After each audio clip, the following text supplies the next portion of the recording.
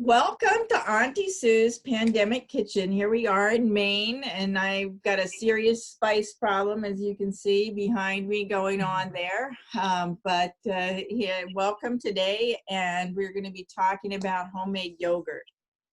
And I just want to start by asking you if there's anything that you can think of that's more yucky than fruit flies in your bowl of milk. A half a fruit fly in my bowl of milk.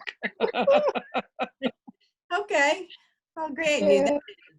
So we're going to be talking about yucky, a little bit of yuckiness, because we're talking about yogurt, and we're talking about cultures, and we're talking about the fermenting of foods. And this is earth energy. We talked about earth energy earlier in the previous Pandemic Kitchen, and we talked about anxiety. So anxiety is earth energy, and it's also a little bit on the yucky side. I mean, none of us really want to feel that. But what most of us have experienced as we've gone through life is about 100 years ago, not more than that actually, about the middle of the 19th century, right around the time the Civil War was going on here, a guy named Louis Pasteur was developing something called the germ theory. And we have been, since that time, or not actually right away, but certainly in the last 100 years, we've been doing, trying to kill mosquitoes. We've been trying to, every microorganism we could get our hands on, we've been trying to get rid of it. But even then, back then in Pasteur's time, he had contemporaries, Bechamp and I don't know, I can't remember the other guy's name, but it'll be in my blog posts. I've written it down. But these two guys were talking about the biological terrain, that was also important. And although we spent most of the last 100 years or so in medicine really working on trying to destroy every microorganism we could get our hands on, we now know that they actually keep us safe. Most of them are beneficial bacteria and viruses and fungi that live in our bodies that are part of what helps us keep healthy. And this is what they're now calling the microbiome, and the probiotics and all that kind of stuff has all come out of fairly recent research for people that went back to that. Are you shaking your head because you can't discuss? It's too disgusting, Tamer, or are you just shaking your head? No, I'm agreeing. Oh, okay. But Yeah, anyhow, I was looking out the window. I'm sorry. if you have any questions, of course, you always, wave your hand around. Yeah. And, I'm going to actually put everybody on mute, which I didn't do before, but let me mute everybody. And you can take yourself off mute. Whenever by pressing down on the space bar or unmuting yourself. But if you have a question, just wave your hand. So anyhow, so we've been rooting out all these microorganisms. Now we find out that they're actually beneficial. And this is sort of changed the way we look at things. But unfortunately, in our rush to destroy all these microorganisms, we've unleashed all sorts of toxic chemicals onto the planet, and that's been a real problem. But when we start talking about things like yogurt or fermented foods, cultured foods, we're talking about microorganisms. And so when you start making fermented foods at home, you get to experience dealing with this unseen world of microbes. And we have, there's a seen world. A lot of the things that live in the earth are these kind of creepy crawly things that we kind of go, yuck. Especially, and that was pretty much what they thought when they first started looking at them in the microscope. Those are the ones we can't see, but even if we dig into the dirt, which is earth, that's that earth element, we can see that there are earthworms in there and other kinds of creepy things that creep us out. And then when you look at a microscope, you can sometimes see, you know, smaller things that are just as creepy. Certainly we've gotten, you know, one of the things that has happened is we've tried to get rid of all of them, but we can't get rid of them. And when they die, some of them, the ones that don't die, mutate and get stronger. And this is one of the problems that we've had with viruses and that kind of thing. So what happened back about 6,000 years ago, 5,500 years ago, when Moses wasn't even a sparkle in his mother's eye, what happened was some fruit flies, probably this happened for quite a while, I'm guessing, fruit flies got in the milk. And one of the things that they did is that they had a yeast on the fruit fly. Even half a fruit fly probably would have dropped the yeast into the milk. And the fruit fly yeast commingled, carnally commingled with the yeast that was already in the milk. So there was a yeast in the milk that could eat the lactose out of the milk. And then this other little yeast dropped in off the fruit fly. It couldn't eat the lactose, but once they commingled, then they created a new yeast or a different yeast, and that yeast was able to not only eat the lactose, but it made a better tasting fermented milk, a better tasting yogurt. And so from that time on, people cultivated and kept those. They made their new yogurt. They didn't understand about the microorganisms, but they knew this yogurt tasted really good. And if they used some of that to use on the next one, it would taste better. So we have been essentially breeding these very special microorganisms for almost 6,000 years. And this is the real thing that's really interesting. So of course, when we make things like beer and wine, those microorganisms have been around for 13,000 years. They've found, you know, signs of that in archaeological digs. So this is really interesting. And there was actually, as I was preparing this, there's always this serendipity moment. As I was preparing this pandemic, I came across a study that just came out in Nature that talks about how the fruit fly yeast was able to commingle with the milk yeast and make a delicious yogurt. So that's what we're going to talk about, how we become microbiologists, amateur microbiologists in the kitchen by making our own yogurt. And it's full of the probiotic nutrients, and you can make different flavors. And the flavor actually of the yogurts is the flavor of the microorganisms that are actually in it. So how many, has anybody here made yogurt before? If you've made yogurt before at home, raise your hand. Okay, so Tamer, I knew you would have made it. I knew you would have made it. So Tamer, unmute yourself and tell us a little bit about your experience with the yogurt making. Do you still make it a lot? You're going to have to unmute yourself. I haven't made it in a while. I used to make kefir more than I made yogurt, just because I like kefir better.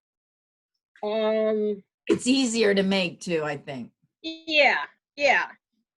And I had always used a plate warming heating pad.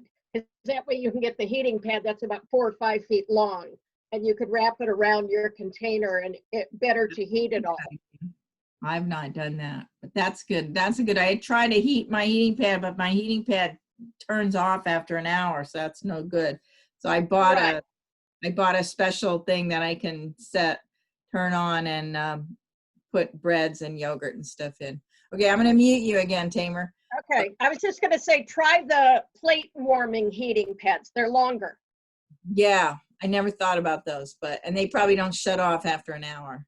Bingo. Right, okay. All right, so I'm going to show you my yogurts that I have here. And this one is a Scandinavian yogurt. It doesn't look like much here. This is a kind of a cool thing that lets the air out, so things that you're fermenting don't explode. And you can use, you know, just leave the jar a little loose, or put cheesecloth or cloth over it, because actually you don't want any fruit flies in your yogurt, even though the fruit flies were the original. I have mosquitoes buzzing around me, so if I start acting weird, that's because I'm trying to kill them. But they're putting a lid on it prevents things from getting into it. And this lets the air out. It has a little hole in the top. So this is a Scandinavian yogurt that I can simply put on the counter. And I don't know if you can see, it's a little bit soupy. It's not as thick, but I sometimes, if I want a thicker yogurt, I'll put it through a strainer. And you can strain it through cheesecloth, or you can, I've of course bought a special strainer thing, but you can do it through cheesecloth or any kind of muslin, and then it takes, keeps all the milk curds inside, and then the whey goes down. Then I've got my kefir here. I'll show you my kefir. This is in a jar. Kefir's really kind of cool because there's always I got this from my sister-in-law. There's always somebody who's growing it. And what happens is because they're living organisms, this is living food because they're living organisms. Let's see if you can see this and I show it to you without dropping it into my keyboard. This is, the microorganisms are constantly reproducing. And so you're always getting more, and there's always somebody who wants to give you some of this. Let's see, I'm gonna do this. I'm gonna bring the camera down, I hope. So can you see, there's the curds. They're called grains, but this is the little cultures of yeast and bacteria. And let me get rid of them. Anyhow, and that picture that I had on the email was a picture of yeast and bacteria that are in yogurt. And so the two of them together do a wonderful job of the yeasts eat the sugar, and then the bacteria often will eat the alcohol out as well. And that's what happens in kombucha. So you can have fermentation and even fizzing, but not have alcohol, which is kind of fun. Depending whether you want alcohol or not. Supposedly with kefir, you can get a mildly alcoholic brew out of that, but I've never had that happen. But it can get to the place where it's fizzy. Did you ever get any fizzing with yours, Tamer? No, okay. Well, we'll see. I'm gonna see what happens with this one. So with kefir, with these Scandinavian yogurts that are special, you don't have to heat the milk. You also don't have to heat the milk with the kefir. And both of those things make it a little easier. The kefir, you put the grains in, you put the milk in, you shake it up or stir it up, and you do that every couple of times a day. And then after you see the milk start to separate a little bit, then you put it in the refrigerator and you let it get thick, or at least that's how my sister-in-law does it, and I'm trying that. Seems like it's working. Then we have, then we have different strains of yogurt. So they all have different flavors. This is Bulgarian yogurt, but this one requires heating. And one of the easiest ways to make it is to make it in a crock pot. So you put the milk in, heat it up, add the yogurt. You can add, this company will send you little tiny packets of stuff. Here's one of the packets. And then you add that and get it started that way. Other Other, you can also take yogurt from the grocery store and put it in. Did you do your yogurt that way? Or you did kefir mostly, right? But you can also get, as long as you get a plain yogurt without flavoring and you get one with live active cultures, you can use that in the crock pot. So you heat the milk up, then you let it cool down to the right temperature, because if you put the microorganisms in when it's too hot, they get killed. So you don't want that to happen. So you let the milk cool down for about an hour, 2 hours, and then you add the yogurt starters to it, whatever you're using, and then you from there, then you wrap it in a towel. Or if you've got a plate warmer, that works really well. Or if you've got another apparatus like I do, you want to keep it warm, and you want to keep it as close to a constant temperature as you can. And you want that temperature to be around 100 degrees, 110, depending. Some of them like cooler, some of them like hotter. Each little microorganism has its own thing. But people have been culturing these and raising these and domesticating these. And actually, that's where we get that term culture from, is from the food. We culture the food. So that's pretty interesting. And then I was going to show you I'm going to do a screen share, and I'm going to show you one of my favorite yogurt. There we go. This is where you can get a recipe. Nope, that's not it. Stop share. Let's see. I can never tell which one is. Where is it? That's not it. I must have lost it. It's not there. All right. I must have closed the window. Let me take a quick look.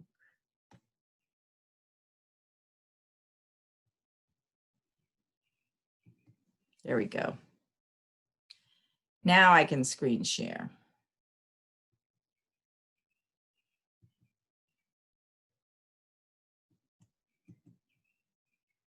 There we go. All right. This is one of the places that I like to buy my starters, Cultures for Health.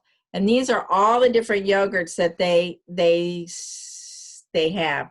So this one doesn't require any yogurt maker. This one will make a really thick, rich yogurt.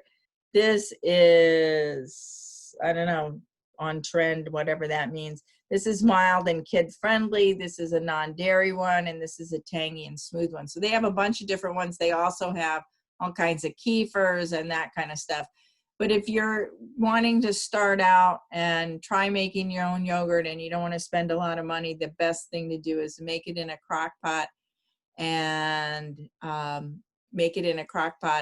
use yogurt you buy from the grocery store. And that usually you can save some of your yogurt and remake another yogurt. Sometimes the ones from the grocery store are not as strong. But some brands are strong enough so that you can make many batches of yogurt by only buying one original thing. So this is the crockpot yogurt recipe. There's a lot of wonderful recipes and Cultures for Health. So I highly recommend even looking, and their website is a nice, you can see all the different things, all the culture you can get, more culture than you know what to do with, you can get from that website. And that's, so that's how to make yogurt. That's the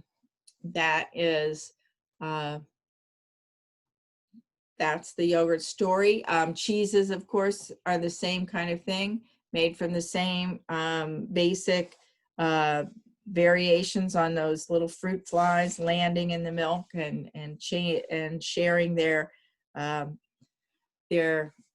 genes with each other.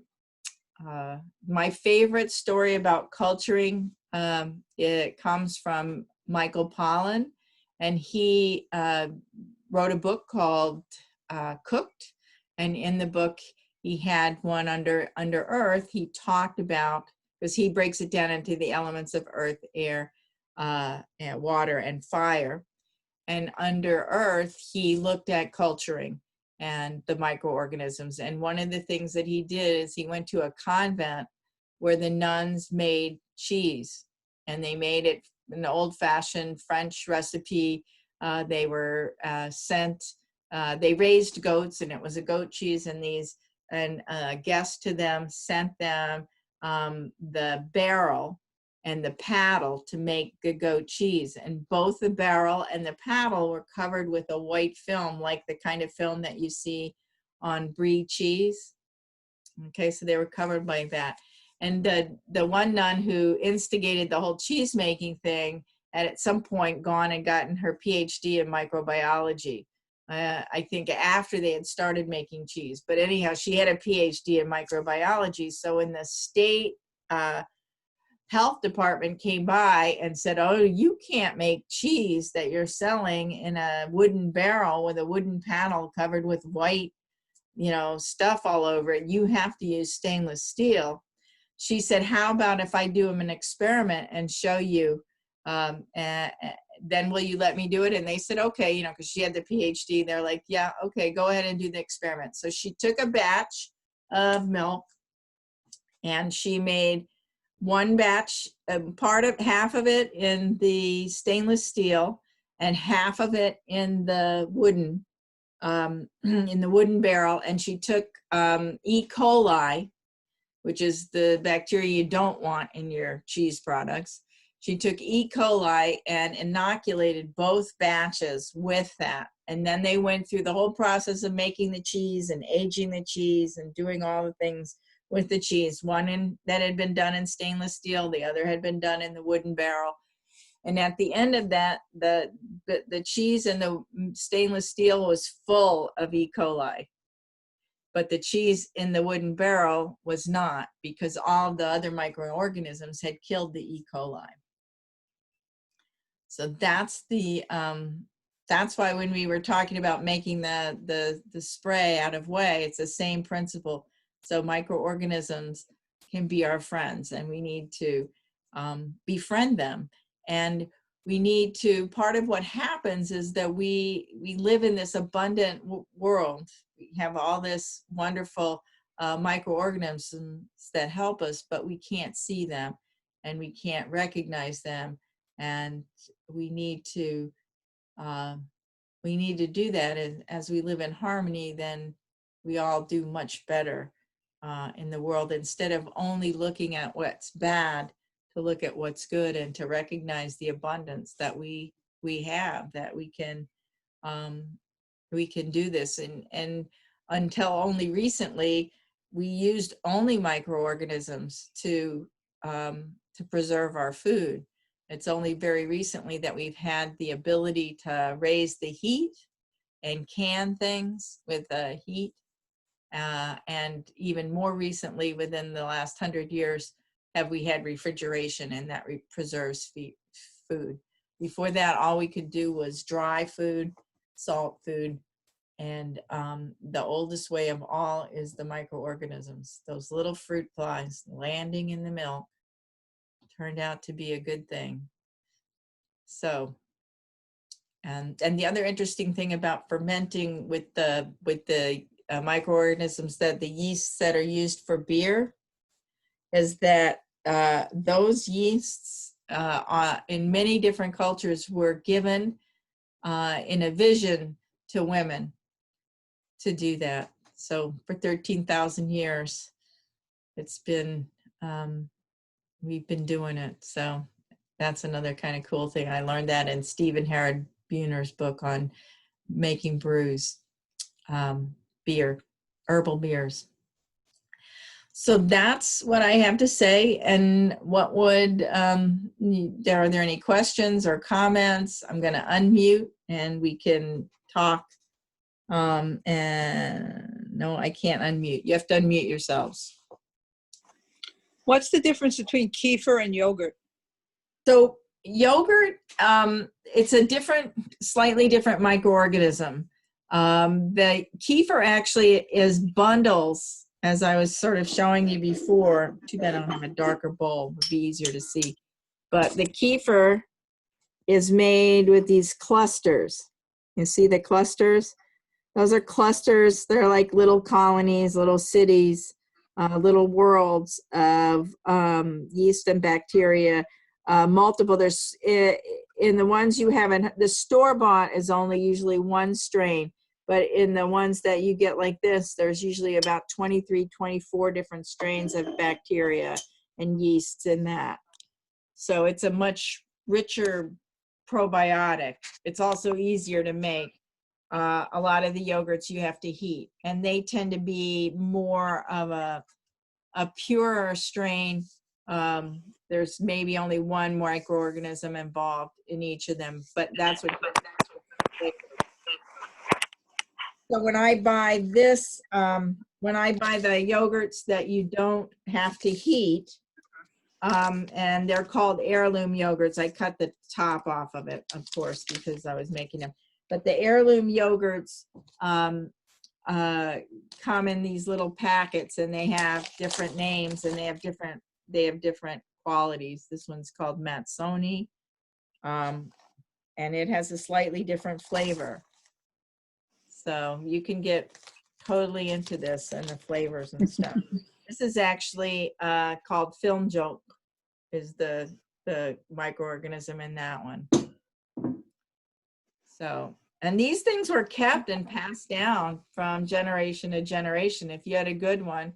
And each family had their own strain, you know, because these microorganisms are, you know, changing all the time.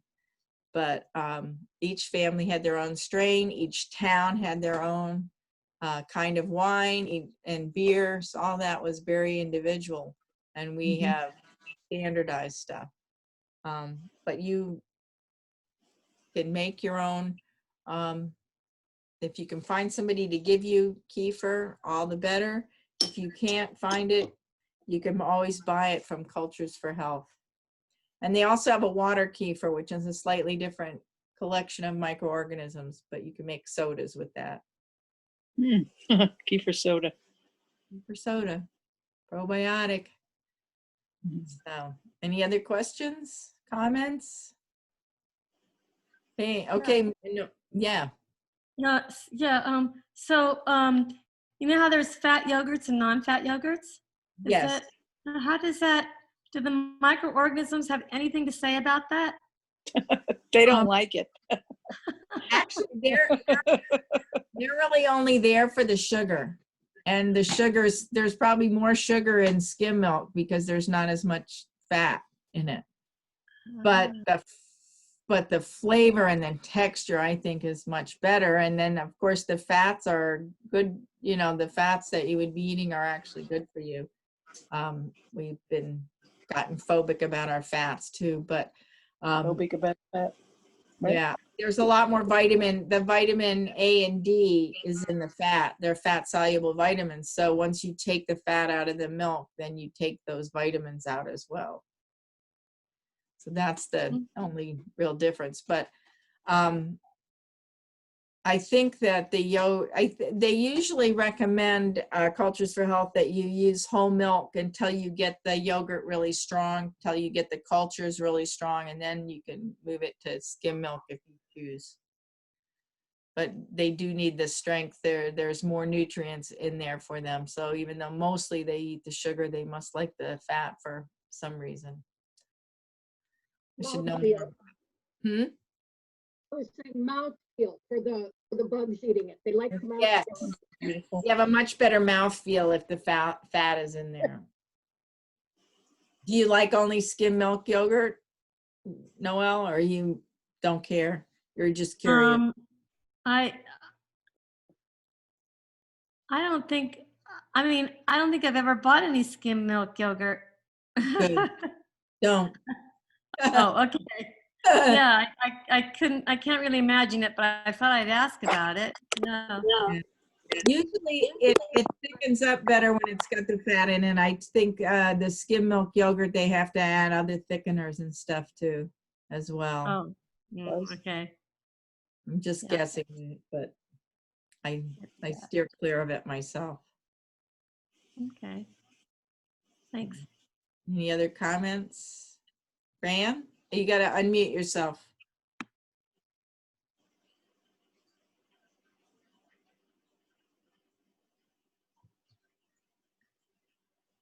I don't think I can unmute you. Oh, no. Yeah, there you I- go. Gotcha. Yeah. Okay. Well, now I'm almost forgetting what I was going to ask, but Uh-oh. tell me now, this yogurt, Yeah. you need milk for it? Yes. What's the liquid? Milk? Milk. There is a vegan one that you make, I think, with coconut milk, but I've never tried that. So yeah, Yeah, it's no. dairy. Oh, It's milk. dairy. Okay. It comes from the middle. It comes from the, I think originally, those original fruit flies that landed in the milk, I think they were living in the Mediterranean region and North Africa.